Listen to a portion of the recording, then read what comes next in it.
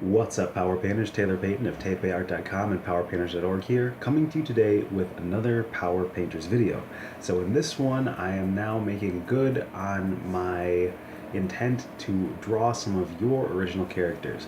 Now, as you recently know, Power Painters, the channel, hit 10K subs, and as sort of a viewer, subscriber appreciation, I'm creating fan art of people's OCs, or original characters.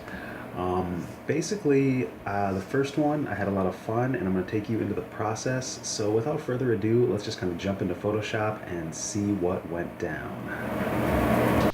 Here we are in Photoshop, and on the left you can see there are some drawings of, I believe her name is Adamma. It looks like, I don't think Adamma would be the right way to say that. It could be, because there's two M's, but aside from how you actually say this wonderful character's name, I'm going to do my best to draw her. And from what I could gather, she seems like she has sort of a kind and open personality based on her waving and just sort of eating ramen noodles, like the kind of character you would have you'd have lunch with, you know. And then there's one that I believe is fan art that was not drawn by the artist who submitted this one in the comment section, but actually shows her holding some scissors, like wielding some scissors, and I thought that was kind of a cool thing. Like her bangs are super long and you can't see her eyes in any of the character things, so I wanted to implement that moving forward. And like I said, she's just kind of super cute and seems pretty friendly, so I figure I would do sort of something that would play to those character notes. And it ended up being a pretty quick sketch. I think this whole thing maybe took me 40 minutes, 45 minutes, even with the colors, the super simple colors.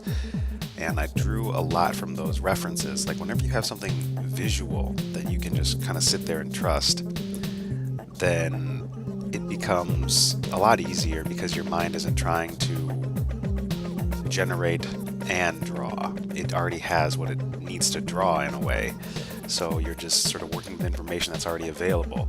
And you can do this with your own drawings whenever you're drawing your character, and I recommend you do, because it just makes the process so much more succinct, so much easier.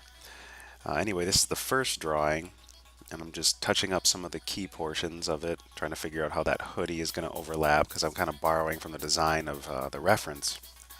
And once I had that drawing done, the first iteration, you know, if you've been around on this channel for a little while, that my next step is usually to tone the opacity down on that previous sketch and to start going over it with more certain line work. And in this case, I'm going with some colored lines because I'm not going to be painting it per se, so some colored lines will help give it that extra pop.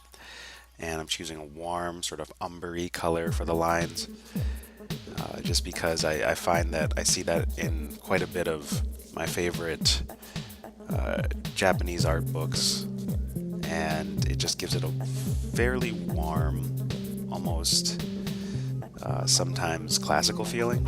And you can see that the artist did that as well on the reference board. So, sip of coffee. Okay, so usually I start from the head down. Once I get the head looking good, then it won't bother me anymore and I can start working on other things. But yeah, lots of just sort of skating back and forth between, you know, drawing a line, undoing it if it's not awesome like I want it to be, and it's just kind of that dance for a while whenever you're more particular about your lines. Another thing I'm doing is I'm just quickly changing the color of the undersketch, because sometimes I like parts of the undersketch showing through in the second sketch, and I'll flip the second sketch on and off in terms of the layer visibility to kind of check what I'm doing, see if things are heading in the right direction, if I am improving things or making them worse or they're staying the same. It's important as you progress to just sort of stop and check in by flipping the layer on and off. But yeah, more about the character. I really had an interesting time just trying to pick out a few things that would really do this character justice, do Adamma some justice. And I thought that the person who did the fan art of the other version with the one I'm referencing right now did a really good job, and so I wanted to sort of play to that, except I didn't want to like go through the trouble of having her hold the scissors, so I just included them as sort of a design motif on a more modified version of the outfit she's wearing in the reference.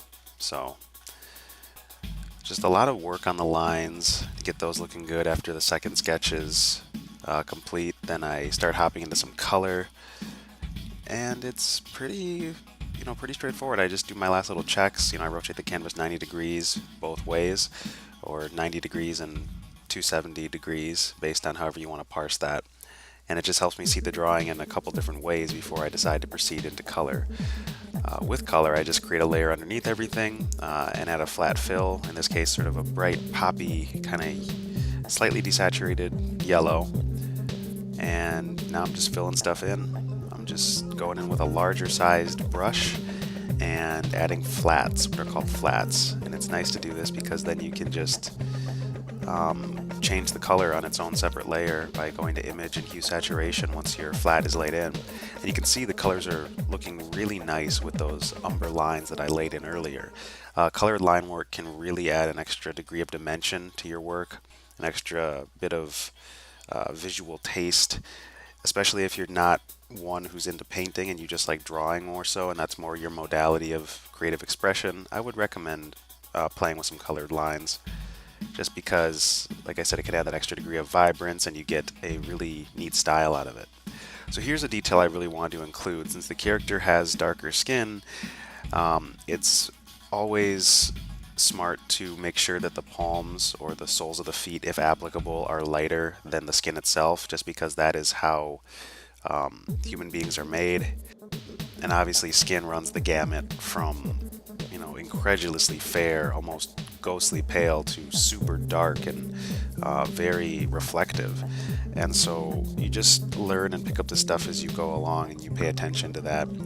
But once I've gotten all the flats laid in and I just use the dodge tool to throw a little dimension in there, not a whole lot of shading, then I just start adding slight reds, because the red is the accent color here and it goes really well with the more neutral tones of the green and the sort of tans. And that pretty much seals this one. Let's talk some final notes and process and some Power Painters updates while we look at the final.